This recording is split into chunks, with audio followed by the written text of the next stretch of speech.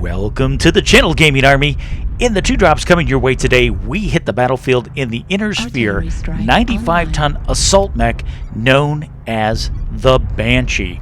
And not just any Banshee chassis, this is the Hero Banshee known as the La Malinche.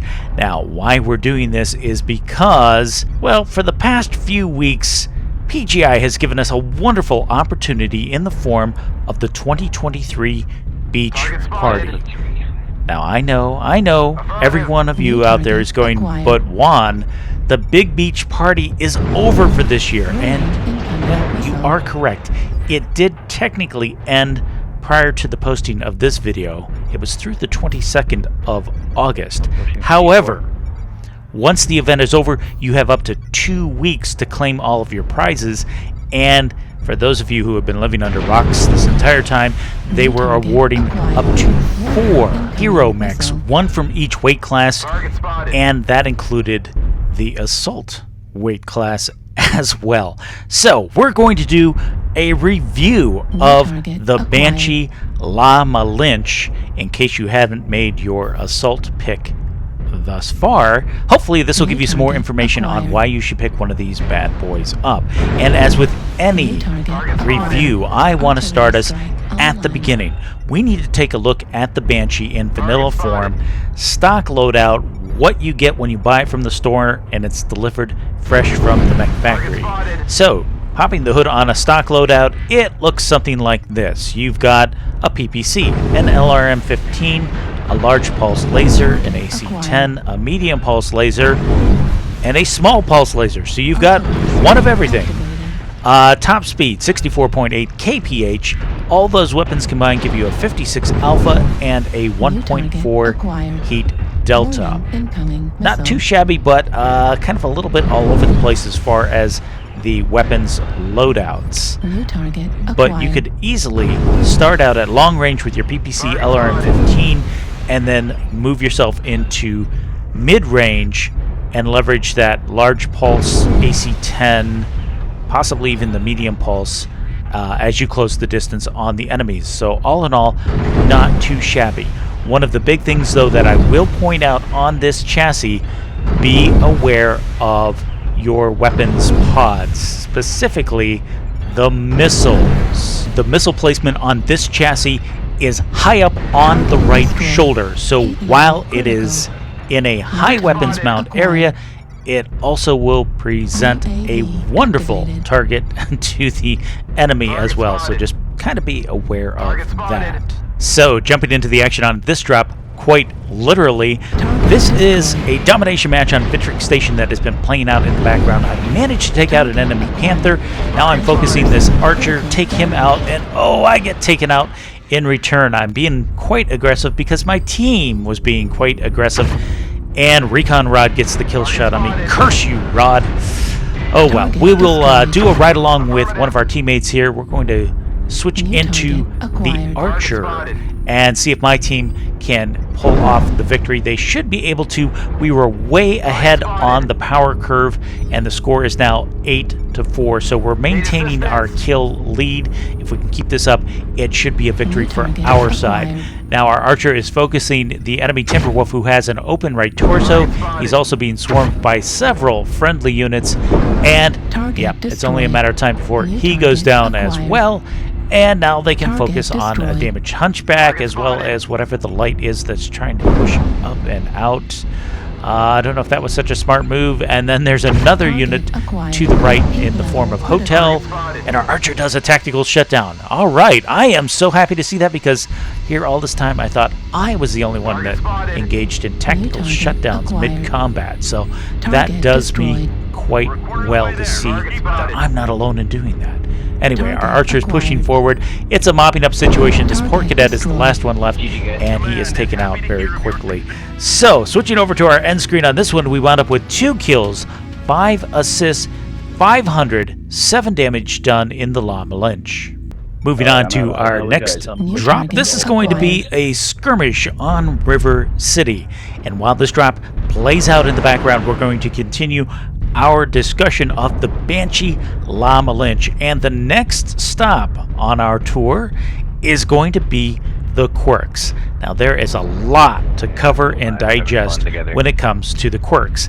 Of course, being a hero mech, it automatically is going to come with plus 30% C-Bill bonus boost that is indicative of all hero mechs. But when we pop the hood to check the quirks department, there is a lot to go over. So diving into firepower, you've got plus 1 PPC heat scale limit, minus 20% weapons cooldown, plus 25% to range, minus 15% missile cooldown, minus 15% to heat, plus 20% to weapon velocity. So there is a lot there.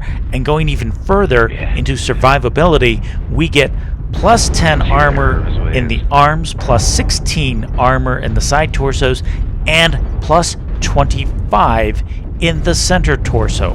All in all, there is a lot going on there. So there are 3 things that leap out at me in the quirks department. Number 1 is you have good survivability quirks, which I really like to see. You have that plus 1 PPC heat scale limit.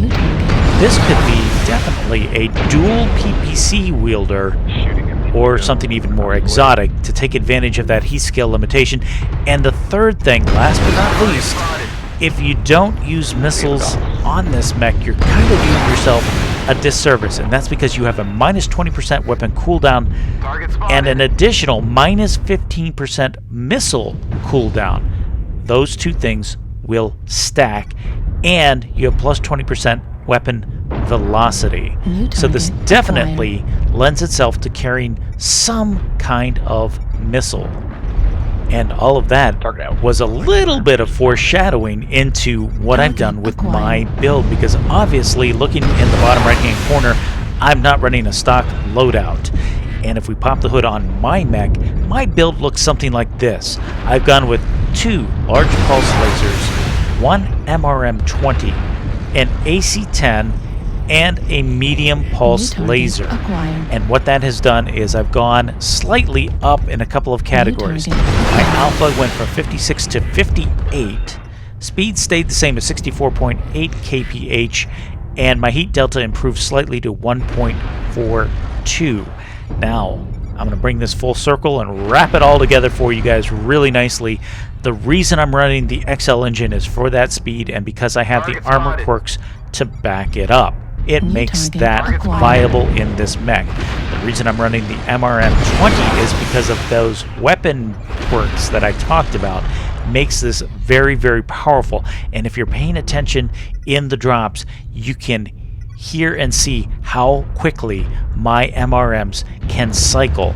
And that means 20 damage over and over and over again in quick succession on the battlefield, and that's going to stack up to your end screen damage. Now, obviously, my build isn't the only iteration of this particular mech, and what I like about it is when you look at those quirks and the variety of quirks it brings under the firepower heading, there's a lot you can work with there, and then you couple that with the fact that this is a 95-ton assault mech with plenty of room inside. You've got lots of things to experiment with as far as build styles go. So this is an excellent mech for its versatility in builds and versatility on the battlefield. And speaking of battlefields, let's jump into the action on this drop. There are a few concerning developments that I'm noticing in this drop so far. The first was a very unfortunate incident where we had one of our teammates get disconnected in the Gulf 5 area. He was quickly focused by the enemy and taken out. The second unfortunate that happened was we had one of our teammates try to push into the Gulf 6 open water area. He was also quickly focused and taken out, giving the enemy a couple of kind of free kills. But what's more concerning for me is the fact that my teammates have stalled out in the Fox 6 area. And it's Fox 6 low ground. Being in that position means that we've given up 2 vantage points to the enemy. The high ground at the Citadel that they can shoot down on us, trying to hide in amongst the rocks. The second is we've left the high ground around the airfield open as well, allowing them to get into that high position and focus us from the opposite side and actually put us in a pincer type situation. So that's kind of what we're dealing with. And if any of these tips between battlefield positioning and builds has been helpful to you whatsoever, why not give us a big like down below? And if you're thoroughly enjoying the content, why not consider joining the Sleepless Nights Gaming Army? That's right, hit the subscribe button and be sure to turn on your notification bell so that you don't miss out on any future content like this. Now, just those few seconds while we were talking, the score has changed. It's now 2-6, and I have pushed out into the Gulf 6 area for a couple of reasons. Number one is my team's losing. Number two is the fact that I need to get out of that kill box. That is definitely a bad place to be, where the team is stalled out. And last but not least, if you've noticed throughout the course of this drop, there's been a Marauder 2 on the edge of the Citadel sniping at us, and that Marauder has an open torso. Juicy, juicy. So I want to see if I can make something happen, at least get that Marauder to stop sniping us, possibly even pick up the kill, and that's what I'm going after when I find a Kodiak. And not just any Kodiak, a fresh Kodiak. This is probably not going to end well since I'm open CT already. He's got plenty of firepower to finish me off. Oh, and his CT. No, he gets the kill before I can kill him. Okay, fair enough on that one. And with my death, that means our Marauder is last man standing. He is focused and taken out of the game, bringing this drop to a close with a crushing defeat. No kills, 1 assist on the scoreboard, but look at that, even in that defeat, we managed 524 damage done.